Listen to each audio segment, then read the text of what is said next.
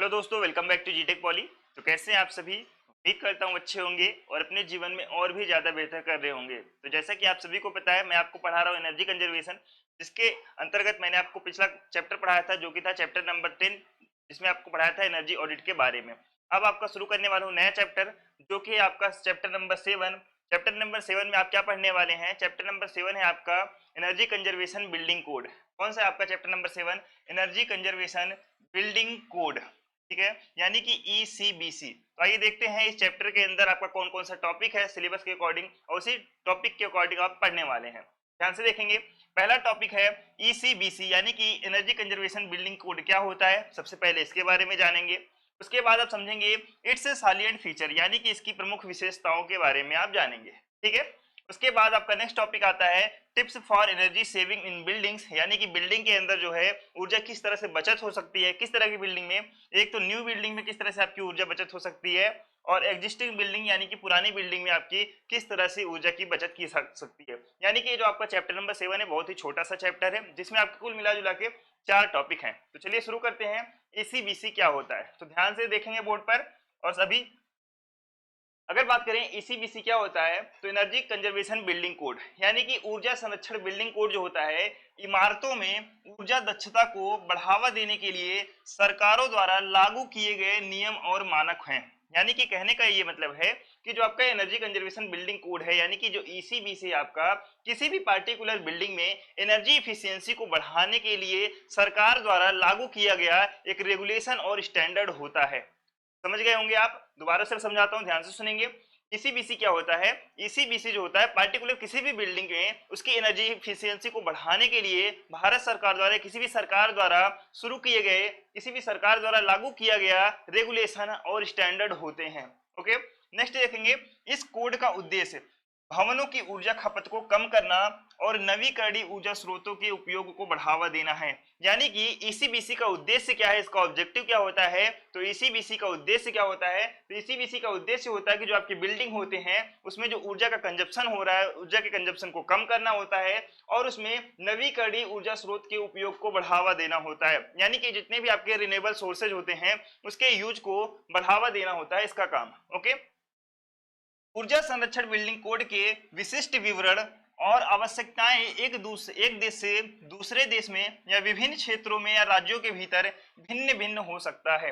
यानी कि जो आपका ECBC कोड है वो जो है स्पेसिफिक क्या होता है, स्पेसिफिक जो इसका डिस्क्रिप्शन है, इसकी स्पेसिफिक विवरण जो है इसका, जो इसकी आवश्यकता है किसी भी देश में या फिर आपका किसी भी दूसरे देश में या किसी भी पार्टिकुलर क्षेत्र में, वो क्या होता है डिफरेंट डिफरेंट आपका हो सकता है। ठीक है, उम्मीद करता हूं आप समझ गए होंगे। वही चीज इंग्लिश में लिखा हुआ है, तो ध्यान से सुनेंगे। Energy conservation building code are regulations and standards, यानी कि energy conservation building code regulation होते हैं और स्टैंडर्ड होते हैं, यानी कि रेगुलेशन और मानक होते हैं इम्प्लीमेंटेड बाय गवर्नमेंट, जो कि गवर्नमेंट के द्वारा लागू किए गए होते हैं टू प्रमोट एनर्जी इफिशियंसी, यानी कि ऊर्जा दक्षता को बढ़ावा देने के लिए इन बिल्डिंग्स, यानी कि सरकार द्वारा बिल्डिंग में ऊर्जा दक्षता को बढ़ावा देने के लिए ECBC आपके सरकार द्वारा लागू किए गए रेगुलेशन और मानक होते हैं। These codes aim to reduce the energy consumption of buildings, यानी कि इस कोड का उद्देश्य क्या होता है? इस कोड का उद्देश्य होता है किसी भी बिल्डिंग में ऊर्जा खपत को कम करना, और क्या होता है and promote the use of renewable energy sources, और जो है रिन्यूएबल एनर्जी सोर्स के यूज को प्रमोट करना इसका उद्देश्य होता है। These specific details and requirements of the energy conservation building code may vary from country to country or even within different regions or state, यानी कि ये जो आपके बिल्डिंग कोड हैं मे वेरी, यानी कि आपके वेरी कर सकते हैं, यानी कि भिन्न भिन्न हो सकते हैं। फ्रॉम कंट्री टू कंट्री, यानी कि देश से देश में, यानी कि एक देश से दूसरे देश में भिन्न भिन्न हो सकते हैं। यानी कि ये जो कोड है एनर्जी कंजर्वेशन बिल्डिंग कोड एक देश से दूसरे देश में भिन्न भिन्न हो सकते हैं, या फिर even within different regions और स्टेट, या फिर आपके स्टेट या फिर आपके जो क्षेत्र हैं उसमें भी एनर्जी कंजर्वेशन बिल्डिंग कोड आपके भिन्न भिन्न हो सकते हैं। उम्मीद करता हूं आपको समझ में आ गया होगा। दोबारा से आपको बता देता हूं, ध्यान से सुनेंगे। एनर्जी कंजर्वेशन बिल्डिंग कोड क्या होता है? एनर्जी कंजर्वेशन बिल्डिंग कोड एक नियम होता है, रेगुलेशन होता है, स्टैंडर्ड होता है, जो कि सरकार द्वारा लागू किए जाते हैं। क्यों लागू किए जाते हैं? कि ऊर्जा दक्षता को बढ़ावा देने के लिए जो है लागू किए जाते हैं। इसमें और क्या होता है, इसमें जो होता है उद्देश्य क्या होता है कि एनर्जी कंजर्वेशन, जो एनर्जी के कंजप्शन को कम करना इसका उद्देश्य होता है, और रिन्यूएबल सोर्स को यूज करना, अधिक यूज करना जो है इसका उद्देश्य रहता है। और जो आपका ईसीबीसी कोड है वो फिर आपके देश में या फिर दूसरे देश में भिन्न भिन्न हो सकता है, इवन आपके क्षेत्र या फिर आपके राज्यों में भी भिन्न भिन्न हो सकता है। ओके, अब चलते हैं नेक्स्ट टॉपिक पे। नेक्स्ट टॉपिक कौन सा है आपका? नेक्स्ट टॉपिक है energy conservation building code silent feature, यानी कि silent feature of energy conservation building code. ध्यान से देखेंगे इसका मुख्य विशेषता कौन कौन से है। पहला विशेषता है बिल्डिंग लिफाफा आवश्यकताएं, यानी कि बिल्डिंग एनवलप रिक्वायरमेंट कौन कौन से होते हैं, ध्यान से सुनेंगे। ईसीबीसी, यहाँ पे ईसीबीसी यानी कि एनर्जी कंजर्वेशन बिल्डिंग कोड उचित इंसुलेशन, यानी कि प्रॉपर इंसुलेशन, एयर सीलिंग और थर्मल परफॉर्मेंस सुनिश्चित करने के लिए बिल्डिंग एनवलप के लिए विशिष्ट आवश्यकताएं स्थापित करते हैं। यानी कि जो आपके बिल्डिंग एनवलप है, यानी कि एनवलप मतलब लिफाफा समझते हैं ना, उसी तरह से बिल्डिंग आपका एनवलप है, उसमें क्या काम होता है, इसमें होता है प्रॉपर इंसुलेशन चेक करना होता है, उसके साथ साथ एयर सीलिंग चेक करना होता है कि कहीं से एयर लीक वगैरह तो लीकेज वगैरह तो नहीं हो रहे हैं। थर्मल परफॉर्मेंस चेक किया जाता है कि जो है थर्मल परफॉर्मेंस किस तरह से वर्क कर रहा है, किस तरह से वर्क नहीं कर रहा है, ठीक है, इसमें एनर्जी लॉस तो नहीं हो रहे हैं। ये सब चेक करने के लिए, यानी कि ये सब सुनिश्चित करने के लिए जो है बिल्डिंग एनवलप की जो आवश्यकताएं हैं, यानी कि इसकी जो आवश्यकताएं हैं उसके रूप में बिल्डिंग लिफाफा को स्थापित किया गया है। ओके, ये प्रावधान दीवारों, छतों, खिड़कियों और दरवाजों के माध्यम से गर्मी के लाभ या हानि को कम करने में मदद करते हैं। यानी कि ये जो रेगुलेशन बनाए गए हैं वो रेगुलेशन जो है किसके लिए? दीवारों के लिए, छतों पे, खिड़कियों और दरवाजों के माध्यम से जो आपके गर्मी जो बढ़ती है या फिर गर्मी जो कम होती है, ठीक है, यहाँ पे लाभ की जगह क्या लिखेंगे? गर्मी की बढ़त लिखेंगे, ठीक है। जो गर्मी की बढ़त होती है, बढ़त या हानि को कम करने के लिए जो है मदद करते हैं। ओके, उम्मीद करता हूँ समझ में आ रहा होगा। मैंने आपको बताया जो बिल्डिंग एनवलप है आपका किस काम में यूज आता है, ये आपका प्रॉपर इंसुलेशन के लिए काम आता है। उसके बाद मैंने आपको बताया एयर सीलिंग के लिए काम में आता है, और थर्मल परफॉर्मेंस चेक करने के लिए इसकी जरूरत होती है, ठीक है। और फिर मैंने आपको बताया कि इसके जो प्रावधान है, यानी कि जो स्टैंडर्ड लागू किए गए हैं, किस लिए लागू किए गए हैं कि आपके जो दीवार हो गए, छत हो गए या फिर खिड़कियां हो गई, दरवाजा हो गए, कि इनके माध्यम से जो गर्मी आती है, गर्मी की जो बढ़त होती है या जो गर्मी की कमी होती है, यानी कि आपने देखो गर्मियों में जो है गर्मी बढ़ जाती है खिड़की और दरवाजों के माध्यम से, और जो है ठंड में जो होती है क्या होती है? ठंड बढ़ जाती है, ठीक है। तो वही जो गर्मी के बढ़त या फिर हानि को कम करने के लिए जो है इसका उद्देश्य, यानी कि कम करने में मदद करते हैं कौन? बिल्डिंग एनवलप, ठीक है। हीटिंग और कूलिंग के लिए ऊर्जा की खपत को कम करता है, यानी कि जो बिल्डिंग एनवलप है आपका हीटिंग या फिर कूलिंग के लिए एनर्जी के कंजप्शन को कम करता है। ओके, तो 3-4 पॉइंट है, उम्मीद करता हूं ध्यान में रखेंगे आप। वही चीज इंग्लिश में है, ध्यान से सुनेंगे। ECBC establish specific requirements for the building envelope to ensure proper insulation, यानी कि जो आपका ईसीबीसी है स्टैब्लिश यानी कि स्थापित करता है, क्या स्थापित करता है? स्पेसिफिक रिक्वायरमेंट्स, यानी कि आपके आवश्यकताएं जो है, यानी कि आपकी जो स्पेसिफिक आवश्यकताएं हैं उसको स्थापित करता है। किस चीज के लिए? फॉर द बिल्डिंग एनवलप, यानी कि बिल्डिंग लिफाफा के लिए। टू इंश्योर, क्या इंश्योर करता है? टू इंश्योर प्रॉपर इंसुलेशन, यानी कि प्रॉपर इंसुलेशन को इंश्योर करता है, एयर सीलिंग को इंश्योर करता है, एंड थर्मल परफॉर्मेंस को इंश्योर करता है। इस चीज को आपको ध्यान में रख करके चलना है। These provisions help minimize heat gain और लॉस, यानी कि ये जो प्रोविजन है, यानी कि ये जो मानक है या फिर ये जो आपके रेगुलेशंस हैं, ये क्या करते हैं? हेल्प करते हैं, मदद करते हैं मिनिमाइज हीट, यानी कि गर्मी को कम करने के लिए मदद करते हैं, या हीट जो है मिनिमाइज हीट गेन, यानी कि जो आपकी गर्मी की बढ़त होती है उसको मिनिमाइज करने के लिए मदद करते हैं, या फिर जो गर्मी में लॉस होती है उसकी जो है हीट को कम कर, हीट में जो लॉस होता है उसको मिनिमाइज करने में हेल्प करते हैं। थ्रू वॉल्स, किसके थ्रू हेल्प करते हैं? दीवारों पे, यानी कि जो दीवारों के माध्यम से गर्मी या फिर जो आपकी हीट होती है, गेन या लॉस होती है, उसकी कोई मदद करती है। रूफ में, विंडोज में एंड डोर में, ठीक है। Reducing energy consumption for heating and cooling, और क्या करते हैं इसके साथ साथ ये जो आपके एनर्जी कंजप्शन होता है हीटिंग और कूलिंग में एनर्जी कंजप्शन को कम करता है। ओके, तो दूसरा पहला पॉइंट आपको उम्मीद करता हूं समझ में आ गया होगा कि बिल्डिंग एनवलप आवश्यकताएं, किसकी आवश्यकता क्यों है, ठीक है। इसके फीचर्स जो है, पहले फीचर्स मैंने आपको बताया बिल्डिंग लिफाफा आवश्यकता। दूसरा फीचर्स देखते हैं, ध्यान से सुनेंगे। लाइटिंग, दूसरा फीचर्स है इसकी लाइटिंग। लाइटिंग से क्या मतलब है कि आपका जो कोड है यानी कि ईसीबीसी है, ऊर्जा कुशल प्रकाश व्यवस्था के उपयोग को बढ़ावा देता है।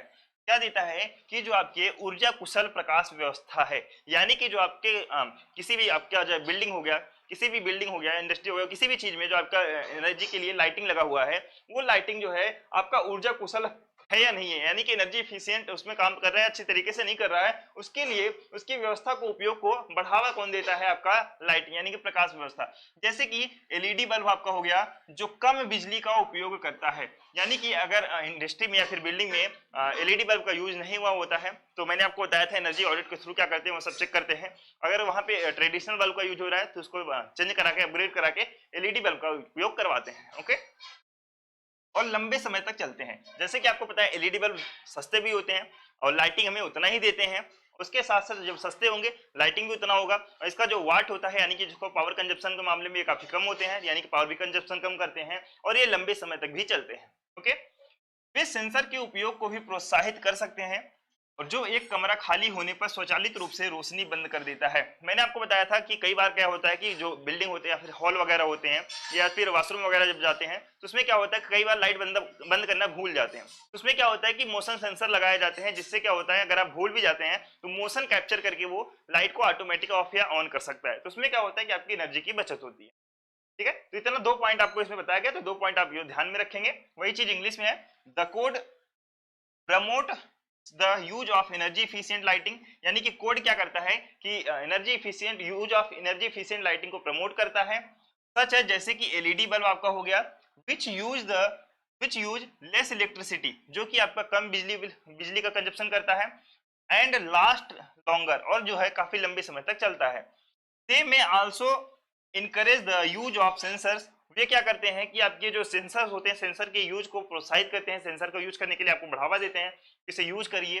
That automatically turn off lights when a room is unoccupied, यानी कि वे जो है सेंसर आपके क्या करते हैं, सेंसर के थ्रू पता करके रूम को जो है जो रूम में आपकी लाइटिंग जल रही होती है वो ऑटोमेटिक बंद कर देते हैं। कब बंद कर देते हैं, जब when a room is unoccupied, यानी कि जब आपका रूम जो है पूरी तरीके से खाली रहता है तो उसमें सेंसर जो है अपने आप से क्या कर देता है, लाइट आपके बंद कर देता है। ओके, तीसरा पॉइंट देखेंगे, तीसरा है HVAC system. HVAC system, HVAC का फुल फॉर्म मैंने आपको बताया था, heating ventilation and air conditioning, heating ventilation and air conditioning system. इसमें क्या होता है, ध्यान से सुनिए।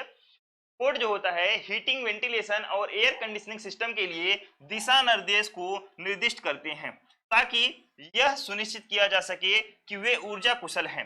यानी कि इसमें क्या होता है कि जो आपके एनर्जी कंजर्वेशन बिल्डिंग कोड होते हैं एचवीएसी सिस्टम के लिए दिशा निर्देश को निर्दिष्ट करते हैं। दिशा निर्देश मतलब क्या होता है कि एक गाइडलाइन जो है बोलते हैं, गाइडलाइन बोलते हैं फॉलो करने के लिए। ठीक है, यानी कि एक गाइडलाइन प्रोवाइड करते हैं। गाइडलाइन किस लिए प्रोवाइड करते हैं कि उस गाइडलाइन को फॉलो किया जा सके, जिससे क्या किया जा सकेगा, वे ऊर्जा कुशल है या नहीं है। यानी कि उस गाइडलाइन के थ्रू ये चेक किया जा सकता है कि उसमें जो लगा हुआ है एचवीएसी सिस्टम जो लगा हुआ है वो एनर्जी इफिशियंट है या नहीं है। इसमें कुशल उपकरण का उपयोग करना और ऊर्जा खपत को कम करने के लिए सिस्टम को डिजाइन को अनुकूलित करना शामिल है।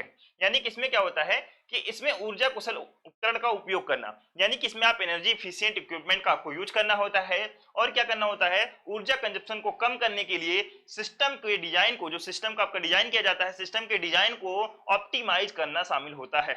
ओके, तो इसमें 2 पॉइंट मैंने आपको बताया, ध्यान से सुनेंगे कौन कौन सा।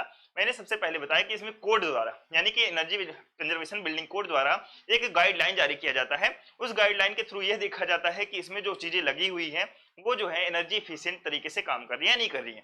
अगर वे चीजें काम कर नहीं कर रही हैं तो उसको अपग्रेड कराया जाता है। अपग्रेड कराने के साथ साथ इसमें क्या किया जाता है कि इसमें जो इक्विपमेंट लगे हुए होते हैं उसका उपयोग करना सिखाया जाता है, उसमें कैसे उपयोग किया जाता है, अच्छी तरीके से कुशल उपयोग किया जा सकता है और किस तरह से एनर्जी के कंजप्शन को कम किया जा सकता है। ठीक है, एनर्जी कंजप्शन को कम करने के लिए ही इसमें जो सिस्टम होते हैं सिस्टम के डिजाइन को ऑप्टिमाइज भी किया जाता है। ओके, तो उम्मीद करता हूं ये सारे पॉइंट आपको समझ में आए होंगे। इंग्लिश में वही चीजें ध्यान से देखेंगे। द कोड्स यानी कि energy conservation building code specify guidelines, यानी कि क्या करते हैं, गाइडलाइन जारी करते हैं for the heating ventilation and air conditioning systems, यानी कि heating ventilation air conditioning system के लिए गाइडलाइन जारी करते हैं टू इंश्योर यानी कि यह इंश्योर करने के लिए that they are energy efficient, कि वे जो है एनर्जी इफिशियंट तरीके से काम कर रहे हैं या नहीं कर रहे हैं, एनर्जी इफिशियंट है भी या नहीं है। ओके, दिस इंक्लूड्स यानी कि यह साथ में इंक्लूड करता है, क्या इंक्लूड करता है, यूजिंग इफिशियंट इक्विपमेंट, यानी कि यह साथ में यह भी इंक्लूड करता है कि आपको क्या करना है कि एनर्जी इफिशियंट इक्विपमेंट का यूज करना है साथ साथ में, एंड और optimizing these system designs to reduce the energy consumption, और क्या करता है कि सिस्टम को ऑप्टिमाइज करता है, अनुकूलित करता है, किसके लिए, उसके डिजाइन को अनुकूलित करता है, किस लिए करता है, to reduce the energy consumption, यानी कि ऊर्जा खपत को कम करने के लिए उसके सिस्टम को ऑप्टिमाइज किया जाता है। किसके द्वारा किया जाता है, कोड के द्वारा, यानी कि एनर्जी कंजर्वेशन बिल्डिंग कोड के द्वारा किया जाता है। एक चीज और ध्यान रखेंगे, जो आपका एनर्जी कंजर्वेशन बिल्डिंग कोड है, ध्यान से सुनेंगे, जो आपका ईसीबीसी है, ईसीबीसी है वो भारत सरकार द्वारा कब लागू किया गया था, भारत सरकार द्वारा 2007 में किया गया था। कब शुरू किया गया था, ये 2007 में शुरू किया गया था। इस चीज को आपको नोट करके लिख लेना है, ठीक है, शुरू किया गया था, ये आप नोट करके लिख लेंगे, ठीक है। जब आप ईसीबीसी कोड लिखेंगे तो सबसे पहला पॉइंट आपका यही होना चाहिए कि ईसीबीसी जो कोड है, एनर्जी कंजर्वेशन बिल्डिंग कोड है, भारत सरकार द्वारा सन 2007 में शुरू किया गया था। ये चीज आपका पहले लाइन में होना चाहिए। नेक्स्ट देखेंगे, नेक्स्ट इसकी विशेषता कौन सी है, ये है रिन्यूएबल एनर्जी इंटीग्रेशन, यानी कि नवीकरणीय ऊर्जा का एकीकरण। एकीकरण से क्या मतलब, ध्यान से सुनेंगे, ऊर्जा भवनों में, यानी कि जो आपके बिल्डिंग होते हैं, यानी कि कोड जो है बिल्डिंग में सौर ऊर्जा या पवन टरबाइन जैसे नवीकरणीय ऊर्जा स्रोत के उपयोग को प्रोत्साहित या फिर अनिवार्य करते हैं। यानी कि कहने का क्या मतलब है कि जो आपके ईसीबीसी कोड है, ईसीबीसी कोड क्या करते हैं, यानी कि ईसीबीसी कोड मैंने आपको बताया था क्या है, ये एक तरह का रेगुलेशन है, रेगुलेशन एंड स्टैंडर्ड होते हैं। ये क्या करते हैं कि स्टैंडर्ड और रेगुलेशन जो बोलते हैं कि आपके जो बिल्डिंग है उसमें सौर ऊर्जा लगा हुआ होना चाहिए, या फिर पवन ऊर्जा या फिर टरबाइन जैसी चीजें लगी हुई होनी चाहिए, यानी कि आपके बिल्डिंग के अंदर रिन्यूएबल एनर्जी सोर्स लगे हुए होने चाहिए। अगर नहीं लगे हुए होते हैं तो क्या किया जाता है, ईसीबीसी कोड द्वारा उसको प्रोत्साहित किया जाता है कि आप ये चीजें लगवाएं। अगर नहीं भी लगाया जाता है तो क्या बोलता है, इसे अनिवार्य कर दिया जाता है कि आपको बिल्डिंग में ये चीजें आपको लगानी ही लगानी है। ओके, यह जीवाश्म ईंधन पर निर्भरता को कम करने में मदद करता है, यानी कि रिन्यूएबल एनर्जी सोर्स, मैंने आपको बताया था रिन्यूएबल एनर्जी सोर्स क्या करता है, आपके फसल फ्यूल्स जो होते हैं, यानी कि जीवाश्म ईंधन जो होते हैं उस पर डिपेंडेंसी को कम करता है। कौन कम करता है, रिन्यूएबल एनर्जी सोर्स कम करता है। और स्वच्छ और टिकाऊ ऊर्जा उत्पादन को बढ़ावा देता है। आपको पता है जब आप रिन्यूएबल एनर्जी सोर्स को यूज करेंगे तो आपका क्या होगा, वो एक तरह का स्वच्छ ऊर्जा होता है, आपका ज्यादा देर तक चलने वाली ऊर्जा होती है, और आपका लंबे समय तक यानी कि कभी ना खत्म होने वाली ऊर्जा होती है। तो कहने का क्या मतलब है कि कोड जो है किसी भी पार्टिकुलर बिल्डिंग में एक स्टैंडर्ड यानी कि एक नियम लागू करता है, एक प्रोविजन लागू करता है। प्रोविजन क्या होता है कि आपको अपने बिल्डिंग में रिन्यूएबल एनर्जी सोर्स स्थापित करना है, उसके लिए प्रोत्साहित करता है, और प्रोत्साहित करने के साथ साथ उसे अनिवार्य भी कर सकता है, यानी कि आपको ये चीजें करनी ही करनी है, ठीक है। और रिन्यूएबल एनर्जी सोर्स क्या करता है, आपके फसल फ्यूल्स यानी कि जीवाश्म ईंधन की डिपेंडेंसी को कम करता है, और आपके स्वच्छ ऊर्जा को देता है, टिकाऊ ऊर्जा होती है ये, उसके उत्पादन को बढ़ाया जाता है। ओके, इतना आपको ध्यान में रख करके चलना है। वही चीज इंग्लिश में ध्यान से सुनेंगे, द कोड यानी कि energy conservation building code encourage यानी कि प्रोत्साहित करता है, और मैंडेट या फिर अनिवार्य कर देता है the use of renewable energy source. किसके यूज को, रिन्यूएबल एनर्जी सोर्स को यूज को या फिर अनिवार्य कर देता है, या फिर उसको प्रोत्साहित करता है। लाइक जैसे कि कौन कौन सा, सोलर पावर हो गया यानी कि सौर ऊर्जा हो गया, आपका विंड टरबाइन हो गए आपके इन बिल्डिंग्स, यानी कि किसी भी आपकी पार्टिकुलर बिल्डिंग में सोलर ऊर्जा, विंड टरबाइन ऊर्जा जैसे स्रोतों को एनर्जी कंजर्वेशन बिल्डिंग कोड आपका अनिवार्य कर देता है, या फिर उसको लगाने के लिए प्रोत्साहित करता है। ओके, इतना आपको ध्यान में रखना है।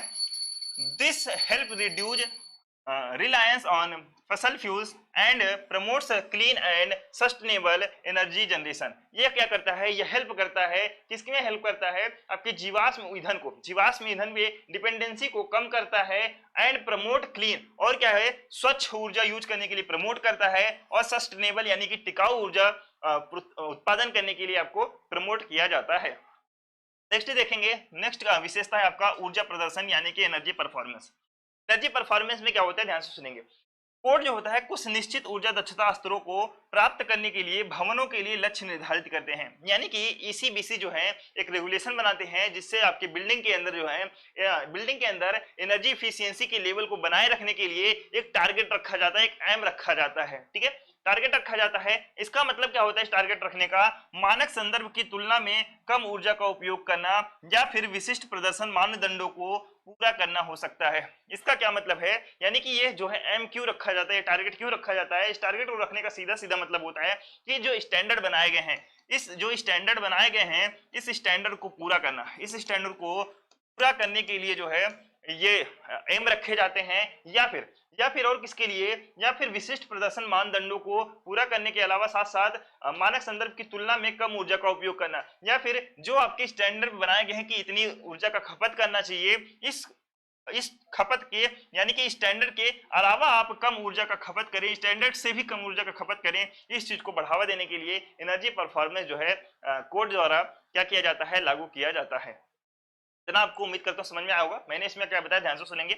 इसमें मैंने आपको बताया कि जो कोड होता है यानी कि एनर्जी कंजर्वेशन बिल्डिंग कोड होता है एनर्जी इफिशियंसी के लेवल को बढ़ाने के लिए, ठीक है, लेवल को बढ़ाने के लिए, लेवल को प्राप्त करने के लिए क्या किया जाता है कि इसके द्वारा क्या किया जाता है कि एक एम निर्धारित की जाती है, यानी कि एक टारगेट निर्धारित की जाती है। टारगेट क्यों निर्धारित की जाती है? कि जो इसके टारगेट रखे गए होते हैं यानी कि स्टैंडर्ड जो मानक होते हैं, इस मानक की तुलना में आप कम एनर्जी खर्च करें, इस मानक की तुलना में आप कम एनर्जी खर्च करें, या फिर इस मानक की तुलना के बराबर, यानी कि जो इसका टारगेट रखा गया है मानक का रूप में, उस टारगेट को पूरा करने के लिए जो है इस चीज को रखा गया है।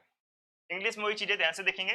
द कोड सेट टारगेट, यानी कि कोड क्या करता है, एक टारगेट सेट करता है फॉर बिल्डिंग, किसी भी बिल्डिंग के लिए, टू अचीव यानी कि प्राप्त करने के लिए सर्टेन एनर्जी इफिशियंसी लेवल्स, यानी कि कोड जो है टारगेट सेट करता है बिल्डिंग के लिए to achieve certain energy efficiency level, यानी कि कुछ निश्चित एनर्जी इफिशियंट लेवल को प्राप्त करने के लिए जो है कोड के द्वारा टारगेट सेट किया जाता है।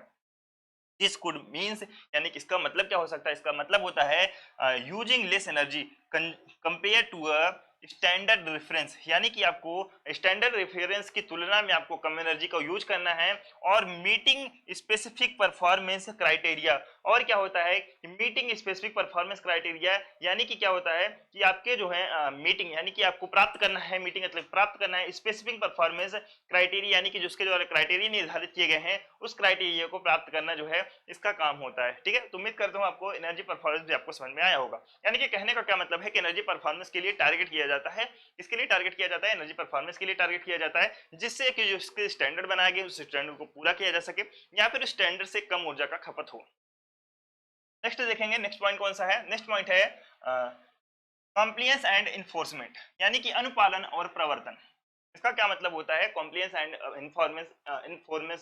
इन्फोर्समेंट का क्या मतलब होता है, ध्यान से सुनेंगे। कोड यह सुनिश्चित करने के लिए प्रक्रियाएं स्थापित करते हैं कि भवन ऊर्जा दक्षता मानकों का अनुपालन करते हैं, यानी कि कोड के द्वारा यह निश्चित करने के लिए कुछ प्रोसेस स्थापित किया जाता है, कुछ प्रोसीजर स्थापित किया जाता है कि जो आपकी बिल्डिंग है, बिल्डिंग जो है एनर्जी इफिशियंसी की दक्षता को, एनर्जी इफिशियंसी के मानक को, यानी कि जो स्टैंडर्ड है उसका पालन कर रहे हैं या नहीं कर रहे हैं।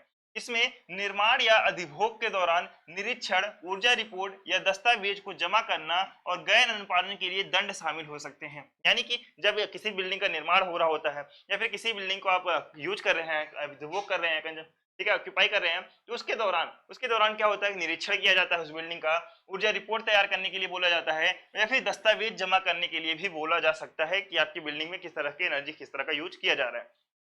और गैर अनुपालन के लिए दंड शामिल हो सकते हैं, यानी कि जब आप उस स्टैंडर्ड को पालन नहीं कर रहे होते हैं तो उसके लिए क्या होता है कि एक दंड भी निर्धारित किया जाता है, उसके लिए दंड भी दिया जा सकता है। कुछ न्यायालय संहिता के अनुपालन को प्रोत्साहित करने के लिए प्रोत्साहन या वित्तीय सहायता प्रदान कर सकते हैं, यानी कि कुछ ऐसे जुडिशरी भी हैं, कुछ ऐसे न्यायालय भी हैं, क्या किया जाता है न्यायालय के द्वारा, न्यायालय संहिता के द्वारा जो है अनुपालन को प्रोत्साहित करने के लिए, यानी कि जो स्टैंडर्ड बनाए गए हैं उसको पूरा करने के लिए लोगों को प्रोत्साहित किया जाता है। उस प्रोत्साहन में वित्तीय सहायता प्रदान की जाती है, यानी कि अगर किसी के पास पैसे वगैरह नहीं है तो उसकी आर्थिक स्थिति खराब रहती है, उसको वित्तीय सहायता भी प्रदान की जाती है। ठीक है, तो इतना आपको ध्यान में रख करके चलना है। The code establishes procedure to ensure that buildings comply with the energy efficiently standard, यानी कि द कोड जो है स्टैब्लिश यह स्थापित करता है, एक प्रोसीजर स्थापित करता है टू इंश्योर, यह पता करने के लिए, इंश्योर होने के लिए दैट की building comply with the energy efficient standard, यानी कि जो बिल्डिंग है उसमें एनर्जी इफिशिएंट तरीके से क्या किया जा रहा है कि कंप्लाई है या नहीं है, यानी कि अनुपालन कर रहा है या नहीं कर रहा है। दिस कैन इन्वॉल्व, यह जो है इन्वॉल्व कर सकता है क्या चीज, इंसेप्शंस ड्यूरिंग, इंसेप्शन यानी कि क्या करता है, परीक्षण, यानी कि इंसेप्शन मतलब क्या होता है कि निरीक्षण कर सकता है, कंस्ट्रक्शन और ऑक्यूपेंसी, यानी कि उसके निर्माण को दौरान या फिर उसके ऑक्यूपेंसी यानी कि अधिभोग के दौरान जो है क्या कर सकता है, निरीक्षण कर सकता है। Okay, submission of the energy reports और डॉक्यूमेंटी, और क्या बोला जा सकता है कि आपको एनर्जी रिपोर्ट सबमिट करनी है या फिर डॉक्यूमेंटेशन आपको सबमिट करनी है, and penalties for non compliance, यानी कि कहने का क्या मतलब है कि अगर आपने अनुपालन नहीं किया है तो उसके लिए दंड भी निर्धारित किया जा सकता है।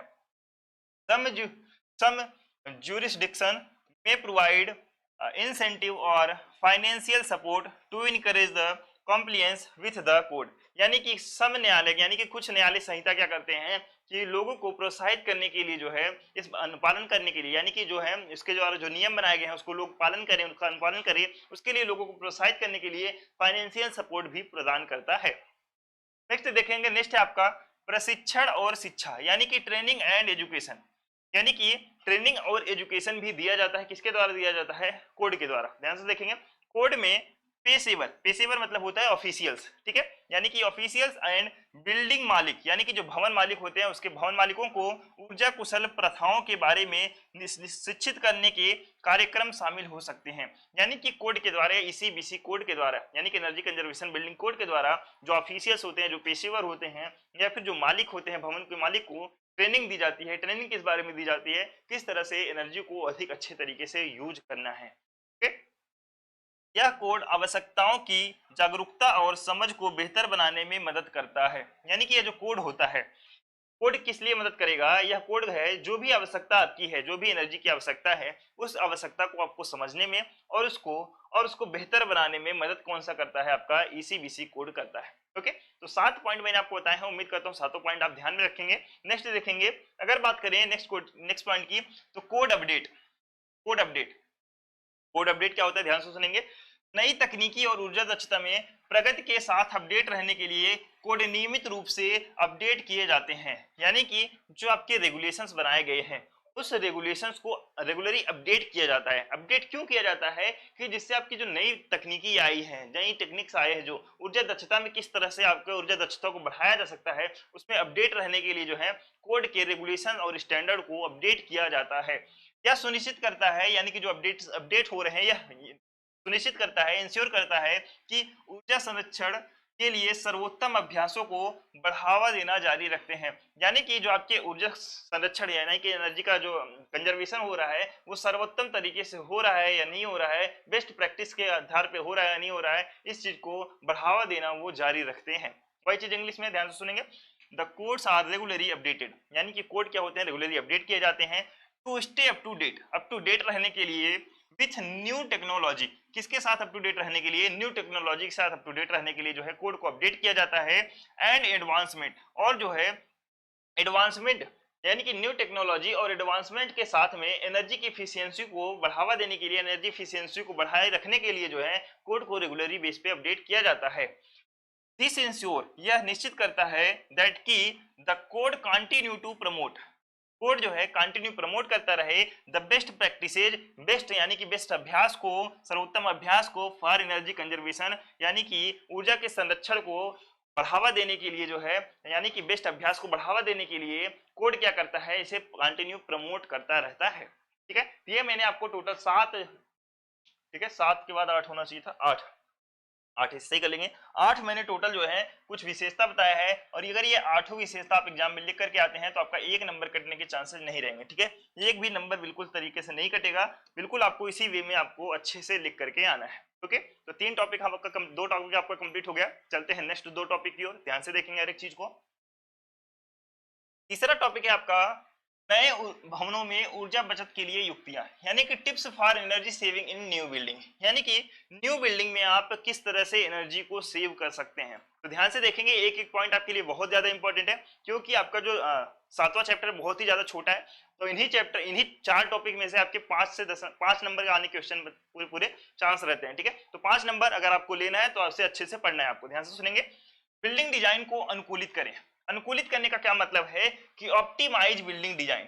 अब बिल्डिंग डिजाइन को ऑप्टिमाइज करने से क्या मतलब है, ध्यान से सुनेंगे। शुरुआत से ही ऊर्जा दक्षता को ध्यान में रखते हुए इमारतों की डिजाइन करें, यानी कि आपको शुरुआत से, यानी कि जब आप बिल्डिंग बना रहे होते हैं उसी टाइम से आपको एनर्जी एफिशिएंसी को ध्यान में रखते हुए बिल्डिंग का निर्माण कराना आपको होता है। किस तरह से, ध्यान से देखेंगे।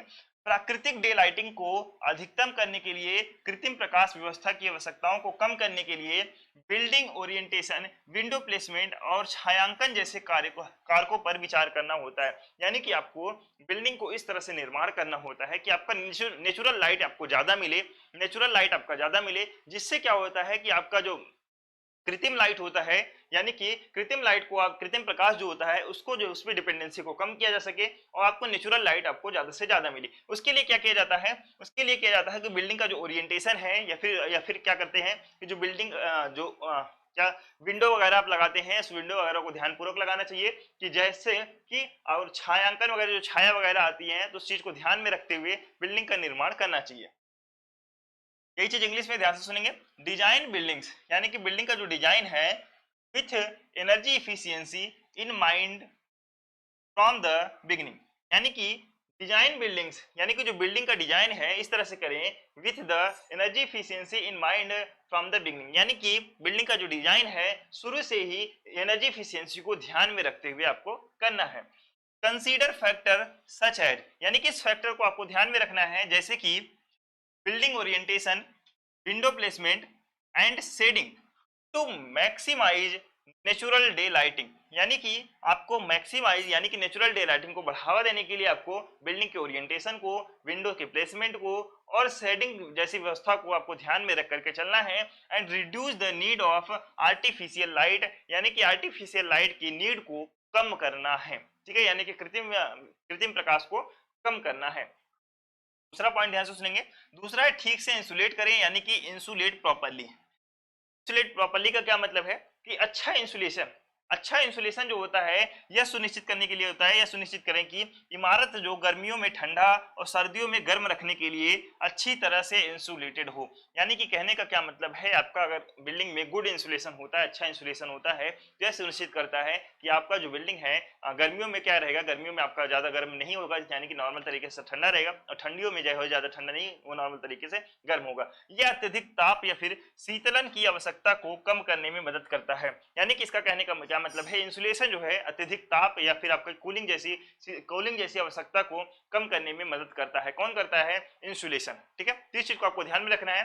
किसी भी बिल्डिंग को निर्माण करते हैं 2 पॉइंट मैंने आपको बताया। सबसे पहले उसके डिजाइन को ध्यान में रख करके चलना है, डिजाइन के साथ साथ उसको प्रॉपर इंसुलेशन की आवश्यकता होती है, तो प्रॉपर इंसुलेशन भी आपको ध्यान में रख करके चलना है। ओके, तीसरा पॉइंट देखेंगे। तीसरा पॉइंट कौन सा है, ऊर्जा कुशल प्रकाश व्यवस्था। तीसरा क्या है, एनर्जी इफिशिएंट लाइटिंग। लाइटिंग ध्यान से सुनेंगे। पारंपरिक बल्बों के बजाय जो है ऊर्जा बचत करने वाली एलईडी लाइट का उपयोग करें। कहने का क्या मतलब है कि जो आपके ट्रेडिशनल बल्ब होते हैं उसकी जगह पे आपको एलईडी बल्ब का यूज करना है। किस बल्ब का यूज करना है, ट्रेडिशनल बल्ब की जगह एलईडी बल्ब का यूज करना है। क्यों यूज करना है, क्योंकि आपकी ये कॉस्ट को सेव करते हैं, उसके साथ साथ आपकी एनर्जी के कंजप्शन को भी आपको सेव करके देते हैं। और क्या होता है कि वे कम बिजली का उपयोग करते हैं, वही मैंने आपको सेम पॉइंट बताया कि ये जो है आपके एनर्जी कंजप्शन को कम करते हैं और लंबे समय तक चलते हैं। क्या होता है कि आपका लॉन्ग लास्टिंग होते हैं, इस चीज को आपको ध्यान में रख करके चलना है। The use energy saving LED lights instead of traditional bulb, यानी कि ट्रेडिशनल बल्ब की जगह आपको एलईडी लाइट का यूज करना है। दे यूज लेस इलेक्ट्रिसिटी, आपके कम बिजली की खपत करते हैं, कम बिजली यूज करते हैं। एंड लास्ट लॉन्गर, और क्या होते हैं कि लंबे समय तक चलते हैं। चौथा पॉइंट देखेंगे, कुशल एचवीएसी सिस्टम, यानी कि energy efficient lighting. Sorry, energy efficient lighting नहीं होना चाहिए, यहाँ पे सही कर लेंगे इसे। सही करके क्या बोलेंगे, सही करके क्या लिखेंगे, एफिशिएंट एचसीवीसी सिस्टम। ठीक है, लिखेंगे, सही कर लेंगे।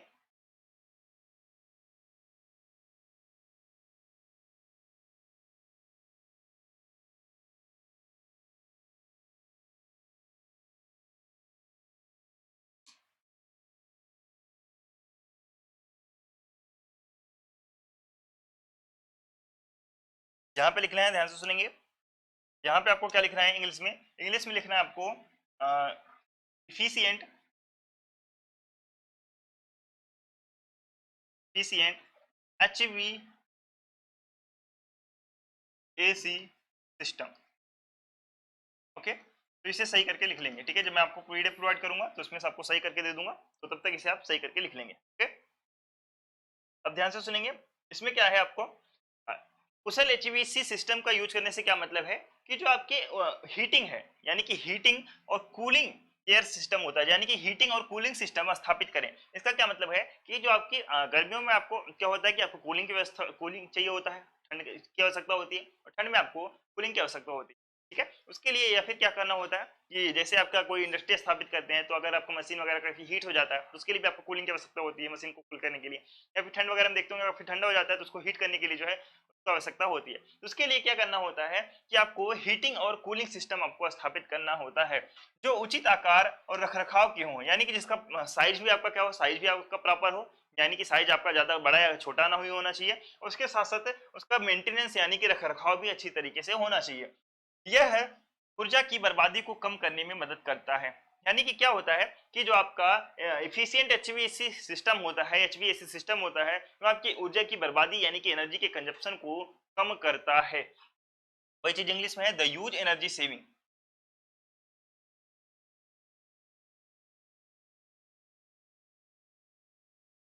सही कर लेंगे,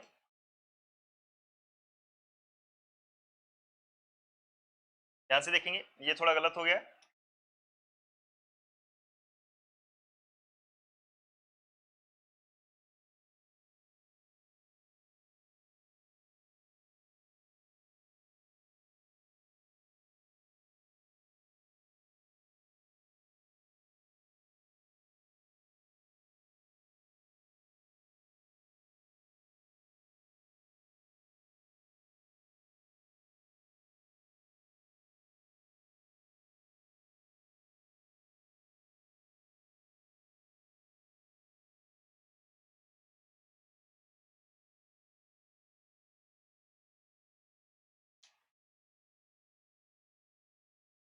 ध्यान से सुनेंगे, ऊर्जा कुशल जो है हीटिंग और कूलिंग स्थापित करे, यानी कि कहने का क्या मतलब है, आपको स्टैब्लिश करना है, स्टैब्लिश स्टैब्लिश क्या करना है आपको, इफिशिएंट इफिशिएंट या फिर एनर्जी इफिशिएंट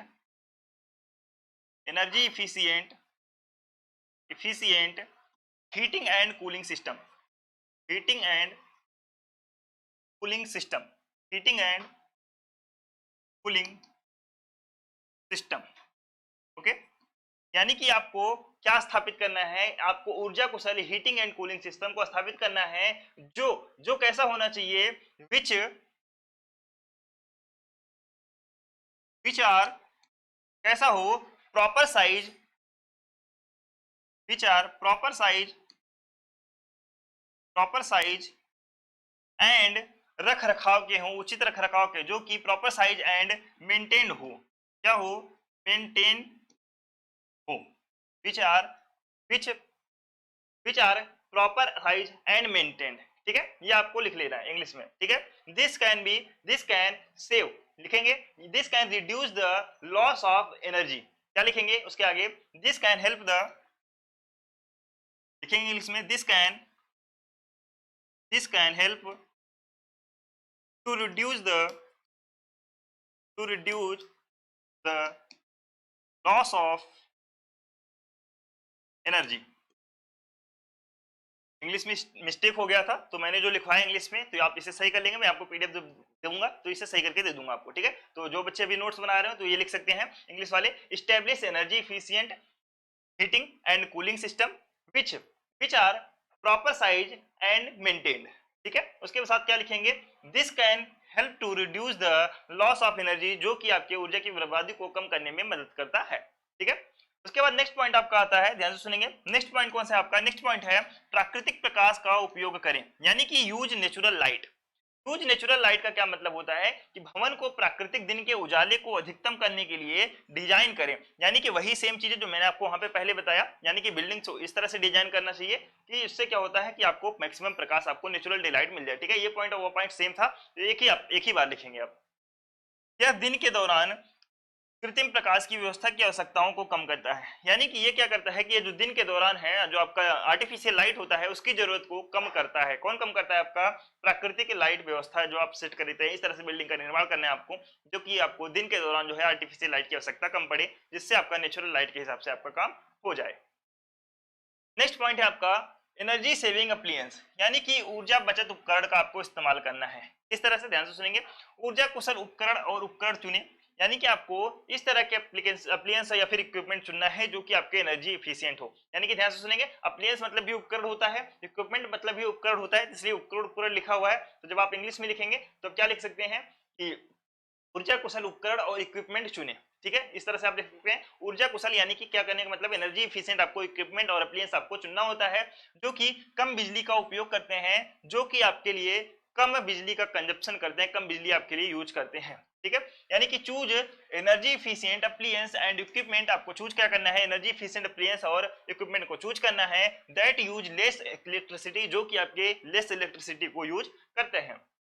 नेक्स्ट पॉइंट है आपका नवीकरणीय ऊर्जा, यानी कि रिन्यूएबल एनर्जी आपको चूज करना है कि साइट पर स्वच्छ ऊर्जा उत्पन्न करने के लिए सौर पैनल या फिर पवन टरबाइन स्थापित करने पर विचार करें। यानी कि आपके इस तरह से नई बिल्डिंग जब आप स्थापित करते हैं, नई बिल्डिंग जब स्थापित किया जाता है, बनाया जाता है, तो इसमें इस चीज पर ध्यान दिया जाना चाहिए कि आज के टाइम में आपको इस तरह का एनर्जी का यूज करना चाहिए जो कि रिन्यूएबल एनर्जी हो, जैसे कि आपका सोलर पैनल हो गया, विंड टरबाइन हो गया। इन सब चीजों को आपको यूज करने पर ध्यान देना चाहिए। उसके बाद आता है स्मार्ट कंट्रोलर। स्मार्ट कंट्रोलर से क्या मतलब है? स्मार्ट कंट्रोलर मैंने आपको वही बताया कि तापमान को बनाए रखने के लिए, प्रकाश व्यवस्था को बनाए रखने के लिए आपको मोशन सेंसर आपको स्थापित करने की जरूरत है। यानी कि जब आप नए बिल्डिंग का निर्माण करें तो उसमें क्या होना चाहिए? आपका मोशन कैप्चर। ठीक है, क्या होना चाहिए कि मोशन सेंसर आपके लगे हुए होने चाहिए, जिससे आपका क्या होता है, मोशन सेंसर लगे रहने से आपके तापमान की जो कंजप्शन हो रहा होता है एनर्जी का, उसमें आपका कंजप्शन आपको कम करता है, एनर्जी के कंजप्शन को कम करता है, और क्या करता है? आपके तापमान को बनाए रखता है। ठीक है, तापमान को बनाए रखता है, प्रकाश व्यवस्था को बनाए रखता है, यानी कि प्रकाश व्यवस्था को स्वचालित रूप से, यानी कि अपने आप से कस्टमाइज करने के लिए प्रोग्राम किया गया होता है। ठीक है, और क्या करना होता है इसमें? ध्यान से सुनेंगे, अधिभोग और जरूरतों के आधार पे तापमान और प्रकाश व्यवस्था को स्वचालित रूप से समायोजित करने के लिए, यानी कि कस्टमाइज करने के लिए प्रोग्राम करने योग्य थर्मोस्टेट और सेंसर का उपयोग करें। कहने का क्या मतलब है?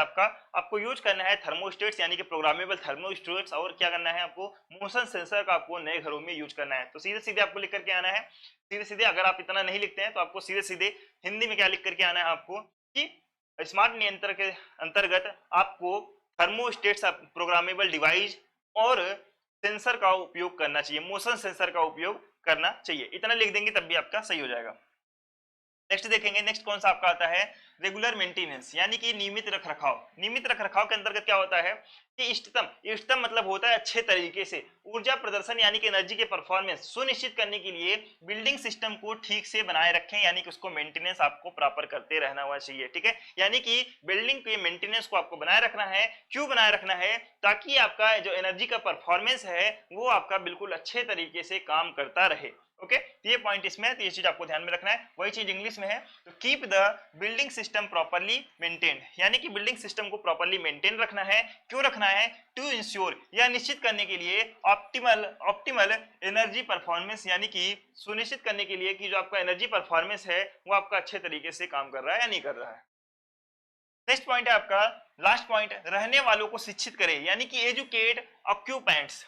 इसका क्या मतलब है? रहने वालों को शिक्षित, क्या उन्हें पढ़ाना लिखाना है? तो नहीं, पढ़ाना लिखाना नहीं है, उन्हें इस बात का नॉलेज देना है, उन्हें इस बात को बताना है कि जो है अपने आदतों को अपनाने के लिए प्रोत्साहित करें। आदतें किस तरह की? जैसे कि जरूरत ना होने पर लाइट बंद करना, यानी कि जरूरत नहीं होने पर लाइट को बंद कर देना चाहिए। इस तरह से लोगों को जागरूक करना चाहिए, इस तरह से शिक्षित करना चाहिए कि अगर आप कमरे से बाहर जा रहे हो तो लाइट को बंद करके जाएं, अगर आप जो है किसी चीज का यूज नहीं कर रहे हैं तो उस चीज को बंद कर दें। और उपकरणों पर ऊर्जा कुशल सेटिंग्स का उपयोग करना, यानी कि जितने भी इक्विपमेंट यूज कर रहे हैं उस पर ऊर्जा कुशल सेटिंग का यूज कर सकें। यानी कि मान लीजिए आपका ज्यादा गर्मी नहीं है तो आप पंखे की स्पीड को कम कर सकते हैं। इस तरह से जो उपकरण है, उपकरण के उपयोग को कस्टमाइज किया जा सकता है। Okay, encourage building occupants to adopt energy saving habits, यानी कि एनर्जी सेविंग हैबिट को, आदत को बनाए रखने के लिए जो है आपको क्या करना है कि जो आपके इक्विपमेंट है, यानी कि जो आपके घर में रहने वाले लोग हैं, बिल्डिंग में रहने वाले लोग हैं, उनको क्या करना है? आपको शिक्षित करना है, यानी कि उनको इनकरेज करना है उस बारे में, सच है जैसे कि turning of the light when not needed, यानी कि जब आपको लाइट की नीड नहीं है तो उसको बंद कर दें। And using energy efficient settings on appliance, यानी कि आपको जितने भी उपकरण हैं उस पर एनर्जी इफिशिएंट सेटिंग का यूज करें। ठीक है, जैसे मैंने आपको कुछ बताया था, पंखे की स्पीड कम कर सकते हैं आप, उसके अलावा क्या कर सकते हैं, ब्राइटनेस आप कम कर सकते हैं। ठीक है, इन सब चीजों पे आप ध्यान दे सकते हैं। इन सरल युक्तियों का पालन करके नई इमारतों ऊर्जा की बचत कर सकती है, उपयोगिता बिलों को कम कर सकती है, यानी कि आप क्या कर सकती है, आपका एनर्जी सेव, एक तो एनर्जी सेव कर सकती है, ध्यान से सुनेंगे, एनर्जी सेव कर सकती है। एनर्जी सेव करेगी तो आपका क्या होगा, ये आपके जो यूटिलिटी बिल हैं, यानी कि जो आपका बिजली बिल आएगा वो क्या आएगा, कम आएगा। और क्या हो सकता है, जब आप रिन्यूएबल एनर्जी सोर्स का इस्तेमाल करते हैं तो आपका जो पोल्यूशन है, यानी कि जो आपका एटमॉस्फेयर है वो कैसा रहेगा, वो आपका अच्छा रहेगा। यानी कि आप ग्रीन एनवायरनमेंट को आप क्या करते हैं, ग्रीन एनवायरनमेंट को प्रोत्साहित करते हैं। ठीक है, ग्रीन एनवायरनमेंट को आप प्रोत्साहित करते हैं, इस चीज को आपको ध्यान में रख करके चलना है। इतना आपको यानी कि पर्यावरण में आपका योगदान होता है। By following thieves simple tips, यानी कि इन साधारण से आसान से टिप्स को फॉलो करके न्यू बिल्डिंग में कैन सेव एनर्जी, यानी कि न्यू बिल्डिंग के अंदर एनर्जी को सेव किया जा सकता है। रिड्यूस यूटिलिटी बिल को कम किया जा सकता है। एंड और contribute to greener and more sustainable environment, और क्या हो सकता है कि जो है हरित और अधिक टिकाऊ पर्यावरण में योगदान दे सकते हैं। ठीक है, तो इतना पॉइंट आपको ध्यान में रखना है। 10 पॉइंट मैंने आपको लिखाए हैं, 10 के 10 पॉइंट आपको बिल्कुल ध्यान में होना चाहिए। नेक्स्ट पॉइंट देखेंगे जो कि आपके सिलेबस का लास्ट पॉइंट है, ध्यान से देखेंगे कि energy saving tips in existing building, यानी कि जो आपके पहले से ऑलरेडी बने हुए बिल्डिंग है उसमें आप किस तरह से ऊर्जा को सेव कर सकते हैं। अभी आपने क्या देखा कि आपको एनर्जी सेव कर रहे हैं नए बिल्डिंग में, नए बिल्डिंग जब निर्माण हो रहा होता है उसमें आप किस तरह से एनर्जी को सेव कर सकते हैं। लेकिन अब क्या आपको देखना है कि जो आपके ऑलरेडी बिल्डिंग बन चुके हैं उसमें आप एनर्जी को किस तरह से सेव कर सकते हैं, ये चीज आपको जानना है। तो ध्यान से देखेंगे, पहला पॉइंट है इफिशियंट लाइटिंग, यानी कि कुशल प्रकाश व्यवस्था। में क्या होता है कि आपके पारंपरिक जो तापदीप्त बल्ब है, यानी कि आपके जो पारंपरिक बल्ब होते हैं उसको अपग्रेड करके एलईडी बल्ब में आपको शिफ्ट करना है, एलईडी रोशनी से बदलें, वे कम बिजली का उपयोग करते हैं और लंबे समय तक चलते हैं। यानी कि पहला पॉइंट आपका क्या हो गया, अपग्रेड योर लाइटिंग सिस्टम, यानी कि अपनी लाइटिंग सिस्टम को अपग्रेड करना है।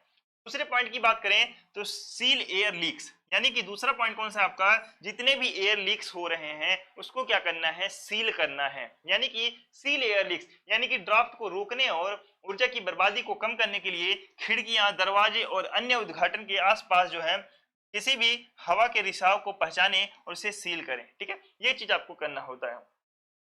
ठीक है, यानी इतना आपको ध्यान रखना है कि आइडेंटिफाई यानी कि पहचानना है, and seal any air leaks, यानी कि आपको पहचानना है और जितने भी एयर लीक्स उसको सील करना है अराउंड विंडो, यानी कि विंडो के चारों तरफ दूर हो गए आपके other opening and to prevent draft and reduce energy, यानी कि जितने भी आपके खुले हुई चीजें होती हैं उसमें क्या करना होता है, आपको ऊर्जा की बचत करनी होती है, यानी कि उसको जो है लीक को आपको बंद करना होता है, सील करना होता है। ठीक है, यहाँ पे करेक्ट कर लेंगे, करेक्ट क्या कर लेंगे, यहाँ पे जो आपके उद्घाटन लिखा हुआ है, ठीक है, ये जो आपको उद्घाटन लिखा हुआ है इसके स्थान पे क्या लिखेंगे आप, यहाँ पे लिखेंगे खुला। ठीक है, यहाँ पे क्या लिखेंगे, खुले हुए चीज, क्या लिखेंगे आप यहाँ पे लिखना है आपको खुले हुए चीज,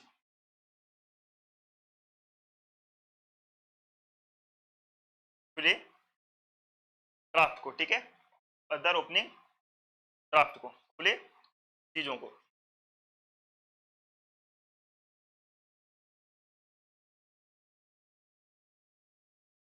या फिर लिख सकते हैं खुले दरारों को।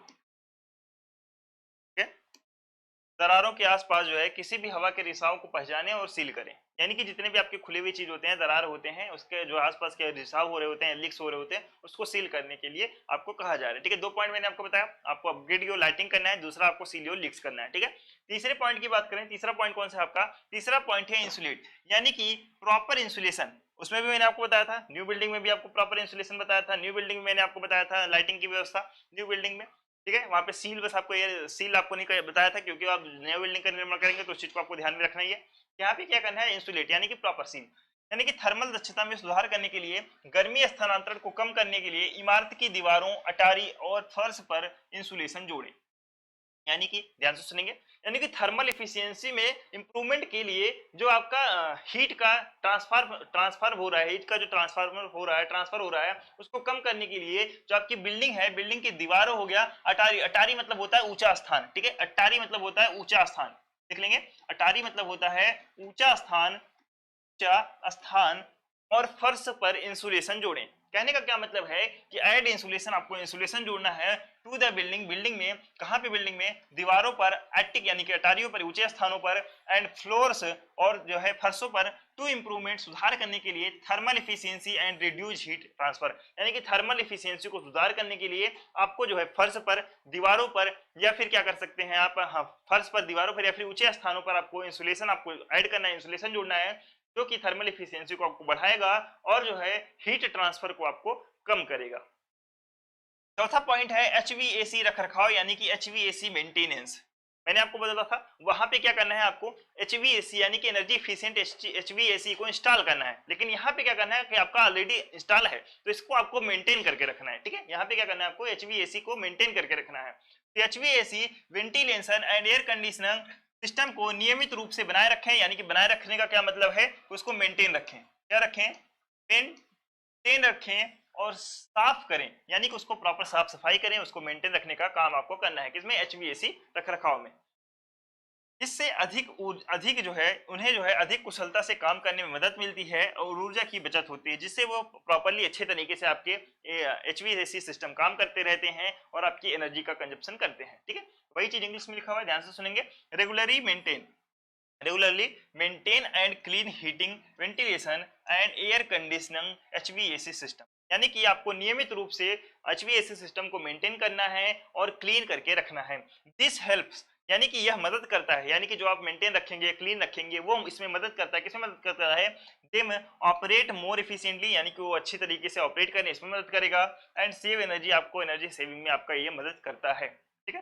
नेक्स्ट पॉइंट देखेंगे, नेक्स्ट पॉइंट आपका कौन सा है, नेक्स्ट पॉइंट है स्मार्ट थर्मोस्टेट्स, यानी कि स्मार्ट थर्मोस्टेट में मैंने आपको क्या बताया था, स्मार्ट थर्मोस्टेट की वरीयता देने के आधार पर तापमान सेटिंग्स को स्वचालित रूप से समायोजित करने के लिए प्रोग्राम करने योग्य और स्मार्ट थर्मोस्टेट स्थापित करें। स्मार्ट थर्मोस्टेट मतलब क्या होता है, मैंने आपको बताया था कि थर्मोस्टेट मतलब होता है, मान लीजिए आपके रूम में एसी वगैरह चल रही है, ठीक है, स्मार्ट एसी वगैरह चल रही है, तो उसमें अगर कोई व्यक्ति नहीं है या फिर काफी ज्यादा दूर है, तो उसमें क्या होता है कि ऑटोमेटिक जो है वो अपने सेंसर की वजह से, अपने थर्मोस्टेट की वजह से क्या करता है, उस तापमान को कम या फिर ज्यादा कर सकता है, ठीक है। तो उस चीज को आपको करना है, वहीं पे आप ऐड कर सकते हैं smart thermostat and motion sensor, ठीक है, smart thermostat and motion sensor भी आप यहाँ पे ऐड कर सकते हैं, ठीक है।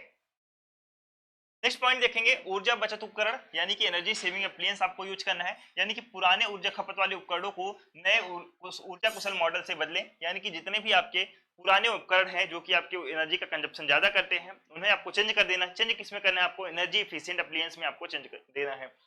उच्च ऊर्जा रेटिंग वाले उपकरणों की तलाश करें, यानी कि ऐसे इक्विपमेंट आपको खरीदना है, ऐसे डिवाइसेज, ऐसे अप्लायंस आपको खरीदना है जिनकी एनर्जी एफिशिएंसी क्या हो, ज्यादा हो, ठीक है। जब इन सब चीजों को लगाते हैं तो आपका एनर्जी सेव होता है, एनर्जी का कंजप्शन कम आएगा, एनर्जी का कंजप्शन अगर कम होगा तो आपका कॉस्ट भी आपका बचता है। इतना चीज आपको ध्यान में रखना है, यानी कि रिप्लेस ओल्ड एनर्जी और क्या है, हंगरी, हंगरी नहीं है यहाँ पे लिखेंगे ओल्ड एनर्जी कंजप्शन, ठीक है, एनर्जी प्लेस ओल्ड एनर्जी, यहाँ पे हंगरी की जगह क्या लिखेंगे, कंजप्शन, ठीक है, हंगरी की जगह क्या लिखने वाले हैं आप, यहाँ पे लिखेंगे कंजप्शन।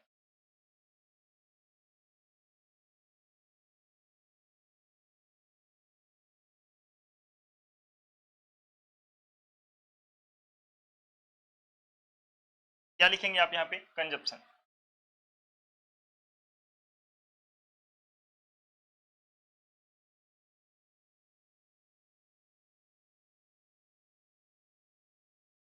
ठीक है, यानी कि रिप्लेस, आपको ओल्ड जो एनर्जी कंजप्शन वाले अप्लायंस हैं उसको जो है न्यूअर एनर्जी एफिशिएंट मॉडल में आपको कन्वर्ट करना है, चेंज करना है। Look for appliance with high energy ratings, यानी कि आपको ऐसे उपकरण की तलाश करनी है जिसकी एनर्जी रेटिंग कैसी हो, एनर्जी रेटिंग जिसकी हाई हो, ठीक है। नेक्स्ट पॉइंट देखेंगे, दिन के उजाले का उपयोग करना है आपको, यानी कि दिन के दौरान पर्दे या फिर क्या करते हैं जो आपके ब्लाइंड्स, ब्लाइंड्स यहाँ पर काट देंगे, पर्दे, पर्दे खोलकर प्राकृतिक दिन के उजाले का उपयोग करें, यानी कि क्या करना होता है कि आपको दिन के समय में पर्दे खोल देना होता है जिससे आपका नेचुरल डे लाइट आपको मिल जाए। इससे कृत्रिम प्रकाश व्यवस्था की आवश्यकता कम हो जाती है, यानी कि जो आपके आर्टिफिशियल लाइट का यूज करते हैं घरों में प्रकाश के लिए, उससे आपकी डिपेंडेंसी उससे कम हो जाती है। कहने का क्या मतलब है, दिन के उजाले का उपयोग करने से मतलब है कि आपके जो पर्दे वगैरह हैं दिन के टाइम में खोल दें, खिड़कियों को खोल दें, दरवाजों को खोल दें। उससे क्या होता है कि आपका नेचुरल डे लाइट प्रकाश मिलता है, जिससे आपका आर्टिफिशियल लाइट जो होता है आपका, उस पर डिपेंडेंसी आपकी कम हो जाती है। ओके, नेक्स्ट पॉइंट देखेंगे, ऊर्जा की बचत करने वाली खिड़कियां। ठीक है, ऊर्जा की बचत करने वाली खिड़कियों से क्या मतलब है, एनर्जी सेविंग विंडोज से क्या मतलब है, ध्यान से सुनेंगे। उष्मा लाभ या हानि को कम करने के लिए ऊर्जा कुशल खिड़कियां स्थापित करें। यानी कि आप ऐसे विंडो आप लगा सकते हैं अपने घर में, ऐसे विंडो लगा सकते हैं जो कि आपकी एनर्जी इफिशियंट हो। जैसे कि मान लीजिए आप अपने घर में क्या लगाते हैं, आप एसी वगैरह आप चालू करते हैं, उसके लिए आप ऐसे विंडो का इस्तेमाल करें जो कि एनर्जी इफिशियंट हो। जैसे कि मान लीजिए आपको वहां पे जब आप एसी वगैरह चलाते हैं तो वहां पे आपको क्या लगाना होता है, आपको शीशे की विंडो आपको लगानी होती है, जिससे आपका जो है लीकेज वगैरह ना हो। लेकिन अगर आप वहां पे लकड़ी की विंडो लगाते हैं या फिर लोहे की विंडो लगाते हैं तो उसमें आप क्या होता है, आपका एनर्जी एफिशिएंट कम होगा, आपके लीक्स वगैरह रहेंगे, उससे आपका एनर्जी का कंजप्शन आपका ज्यादा होगा। तो इन सब चीजों पर आपको ध्यान देके चलना है। वही चीज है, इंस्टॉल एनर्जी एफिशिएंट विंडो, यानी कि आपको एनर्जी एफिशिएंट विंडो को इंस्टॉल करना है। और ऐड विंडो फिल्म्स और शैडो और shades to reduce heat loss. ठीक है, यानी कि कहने का क्या मतलब है कि आपको एनर्जी एफिशिएंट विंडो को आपको यूज करना है, इंस्टॉल करना है, या फिर क्या करना है, ऐड विंडो फिल्म्स, यानी कि जो आपके विंडो वगैरह होते हैं उस पर फिल्म को ऐड कर देना है। और शेड्स, यानी कि शेड्स आपको लगा देना है टू रिड्यूस हीट गेन और लॉस, या फिर यानी कि हीट के लाभ या हानि, हीट के बढ़त या फिर कमी को कम कर, यानी कि उसके लॉस को कम करने के लिए आपको विंडो के ऊपर फिल्म वगैरह, यानी कि कोई सी स्टिकर वगैरह या फिर क्या लगा देना है, आपको शेड्स वगैरह आपको लगा देना है। ठीक है, इससे आपकी क्या होगी, हीट आपकी क्या होगी, हीट जो आपके गेन होते हैं वो रिड्यूज होगा, या फिर जो हीट की लॉस होती है वो आपका रिड्यूज होगा। इतना आपको ध्यान में रख करके चलना है। नेक्स्ट पॉइंट देखेंगे, नेक्स्ट है आपका पावर स्ट्रिप्स और अनप्लग। यानी कि वही सेम चीज है जो इसमें मैंने आपको बताया था, पावर सेविंग टिप्स इन 9th चैप्टर मैंने आपको बताया था कि आपको पावर स्ट्रिप और अनप्लग कर देना है। यानी कि उपयोग में न होने पर कई इलेक्ट्रॉनिक्स और उपकरणों को आसानी से बंद करने के लिए पावर स्ट्रिप्स का उपयोग करें। यानी कि जो भी आपके उपयोग में नहीं आ रहे हो, कोई भी इक्विपमेंट नहीं आ रहे हो, तो उसके लिए आपको तुरंत बंद करने के लिए पावर स्ट्रिप का उपयोग करना चाहिए। स्टैंड बाय बिजली की खपत को कम करने के लिए, खत्म करने के लिए चार्जर और उपकरणों को पूरी तरह से चार्ज होने या फिर उपयोग में नहीं होने पर अनप्लग करें। मैंने वही चीज आपको बताया था। कई बार ऐसा क्या होता है कि आपका मोबाइल फुल चार्ज हो जाता है, फिर भी आप चार्जर लगाए रहते हैं प्लग में, चार्जर आप प्लग में लगाए रहते हैं, तो उससे क्या होता है कि आपका एनर्जी का कंजप्शन होता है। तो उस चीज को आपको नहीं करना है कि जब आपका मोबाइल चार्ज हो जाता है, किसी भी पर्टिकुलर डिवाइस का आप यूज नहीं कर रहे होते हैं, तो उसको आप प्रॉपर अनप्लग कर दें। ठीक है, जिससे आपका एनर्जी का कंजप्शन आपका कम होगा।